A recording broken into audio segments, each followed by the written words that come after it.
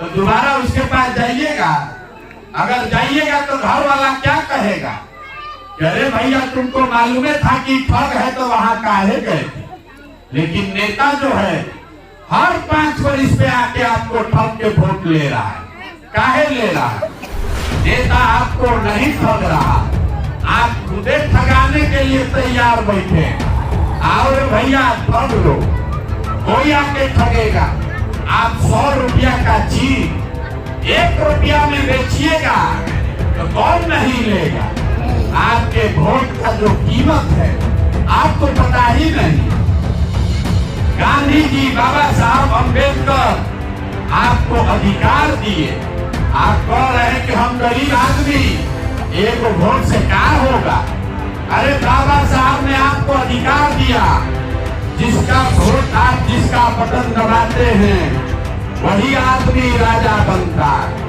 अगर आप बटन नहीं दबाइएगा तो कोई का हिम्मत नहीं है, कोई राजा नहीं बन सकता है। लेकिन जहिया आप वोट दबाते हैं उस दिन अपना दिमाग रख देते हैं टाका पर। तो चालाक आदमी आया, 500 रुपया दिया, नाली गली का लालच दिया, घर का अनाज का लालच दिया, वोट लेके चला गया। जो एक वोट लेके जो यहाँ का प्रधानमंत्री बना है, मोदी जी बने हैं, एक वोट, आपके एक वोट की ताकत इतनी है। मोदी जी साल में 40 लाख करोड़ रुपया के मालिक, जिसको आप एक वोट देके मुख्यमंत्री बनाते हैं नीतीश कुमार को। नीतीश कुमार के हाथ में 2.5 लाख करोड़ रुपया है आपके विकास के लिए, लेकिन आप वो वोट देते हैं 4 किलो अनाज पर, आप वो वोट देते हैं 500 रुपया पर। तो कौन नेता पूर्वक है? वो जान रहा है कि 500 रुपया दो, इसका वोट लो, तो नहीं लेगा। नेता का गलती नहीं। तो एक के बाद आपको सिखा रहे हैं, वोट जिसको देना है दीजिए, वोट जिसको देना है दीजिए, लेकिन वोट के दिन स्वार्थी बनिए। अपना स्वार्थ देखिए, अपने बच्चे का स्वार्थ देखिए। नेता आएगा कहेगा कि देश के लिए वोट दीजिए, कोई कहता है जात के लिए दीजिए, कोई कहता है धर्म के लिए दीजिए। हम आपको कह रहे हैं, इस बात को याद रखिए, वोट जिसको देना है दीजिए, लेकिन वोट अपने बच्चों के लिए दीजिए।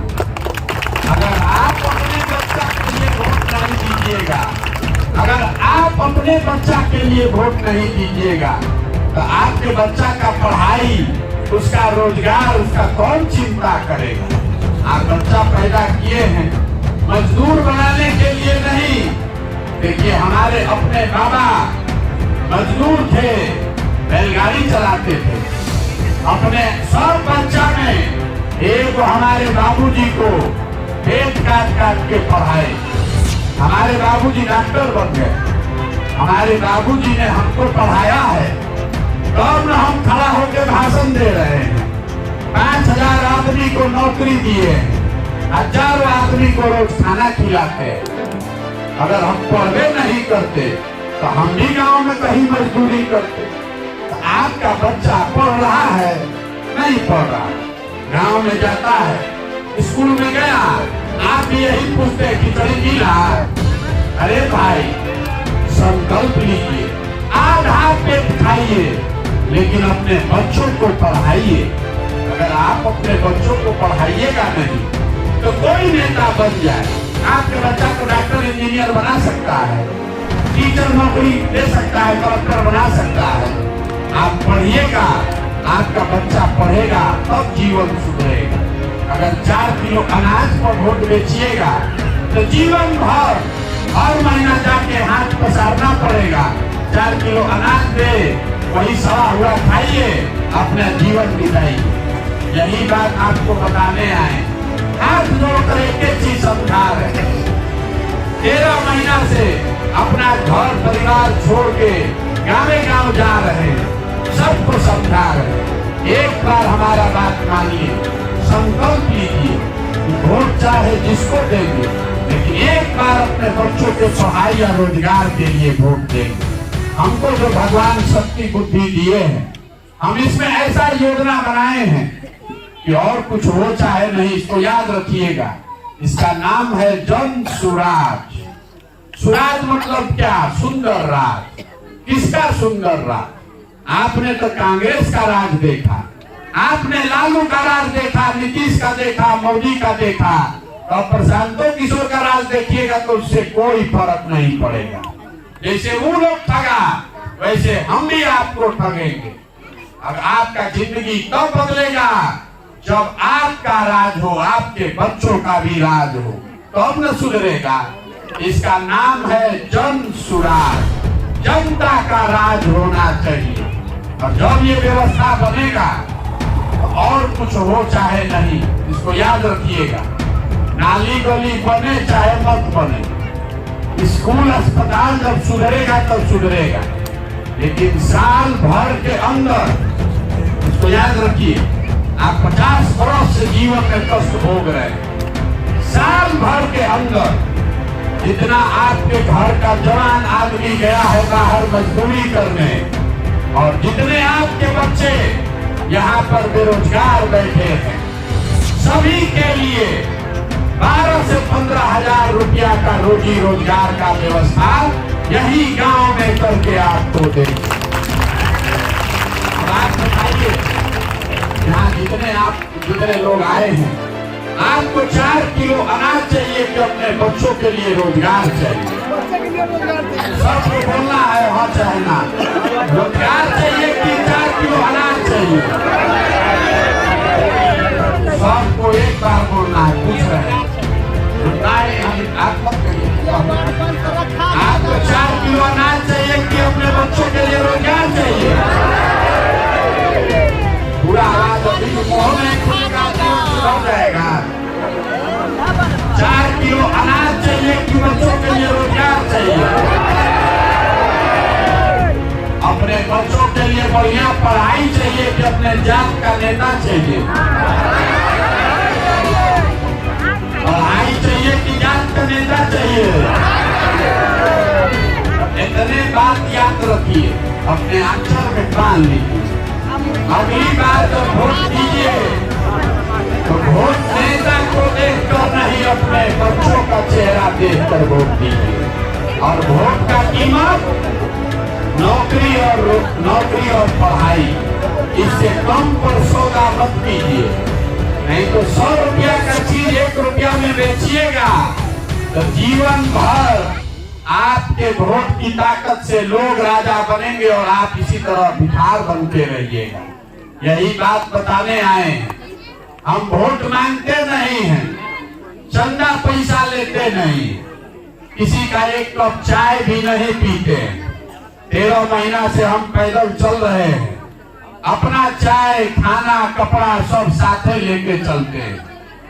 आपसे मांगने आए हैं आपका आशीर्वाद। ये 50 बरिस से काई जमा हुआ, आपके घर में काई जम जाता है तो उसको आप कैसे छुड़ाते हैं?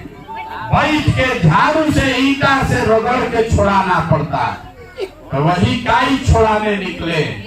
सबके दिमाग में जो काई जमा हुआ है, जात का, धर्म का, 500 रुपया का, मुर्गा भात का, तो काई छोड़ा के सबको तैयार करने आए हैं। हर आदमी संकल्प ले कि ना भैया, हम लोग का जीवन तो आधा से ज्यादा बीत गया, अपने बच्चों के लिए बिहार में ऐसा व्यवस्था बनाएंगे कि हम लोग के भी बच्चों को बाहर मजदूरी करने नहीं जाना पड़े, ताकि आप भी होली दशहरा अपने परिवार के साथ मनाइए। यहीं पर आपके परिवार के आदमी को 12-15 हजार रुपया मिले, उसको बाहर जाकर धक्का नहीं खाना पड़े। अब आपसे मांगने आए हैं आपका आशीर्वाद। वोट नहीं चाहिए, वोट तो आप नेता लोग को दीजिए और आशीर्वाद अपने बेटा को दीजिए। आशीर्वाद दीजिए ये काम हो सके। आप 5 दिन बाबा धाम जाते हैं तो आपका पैर फूल जाता। हम आज 13 महीना से पैदल चल रहे हैं। कैसे चल रहे हैं? ये चल रहे हैं ऊपर वाले की कृपा से। आशीर्वाद से। अगर आपको लग रहा है कि जो बात हम बता रहे हैं ये ठीक बात है, जो काम कर रहे हैं ये ठीक काम है, तो और कुछ नहीं, एक बार जाते जाते हाथ उठाकर आशीर्वाद दीजिए और बताइए कि प्रयास होना चाहिए कि नहीं होना चाहिए, होना चाहिए कि नहीं। अभी तक 50 वर्ष में आपके वोट की ताकत से आपका जिंदगी नहीं बदला, लेकिन हम आपको विश्वास दिला रहे हैं, आपके आशीर्वाद की इतनी ताकत है कि हमको जो भगवान शक्ति बुद्धि दिए हैं, आप आशीर्वाद दीजिए और इसको सुधारे बगैर मानेंगे नहीं।